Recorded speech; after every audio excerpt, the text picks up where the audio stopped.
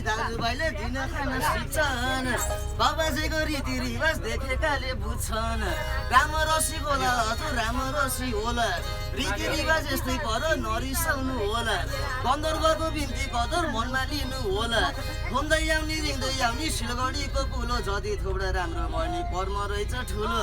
पटी बाल्नु मटी तेलमा लाहुर जाने रेलमा ज्यान सुकेर चाउरी भाषा विरोधीको खेलमा लाउन मलाई झ्यामै पार छैन सुरतीले झुन्डिएर मरुम जस्तो पार विरतीले पाले सिमलका मक्का पोथी सिमल हो कि दिदी भन्दा पनि राम्री फाउन्डेसनले हो कि पशुलाई ट्याउन खोज्छी भात खाने थाली जति नकल पारे पनि हाँडी भन्दा काली काठमाडौँका बजारमा कति ठुला होइन फर्की फर्की नहेर तिम्रा बुढो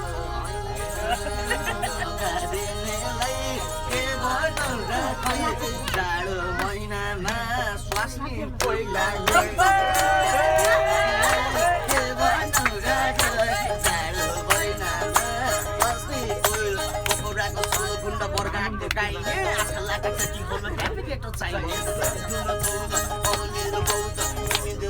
भयो बिहान बिहान दौड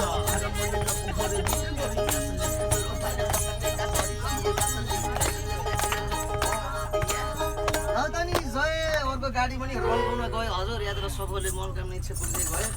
गाह्रो बिर नमान्नु हजुर पुरानो पुर्खौली पेसाहरू यस्तै भएर घर दैलो माइन्थ्यो भने नि खुसीको दानहरू पाइन्थ्यो यात्रा सबैले स्मल नाइट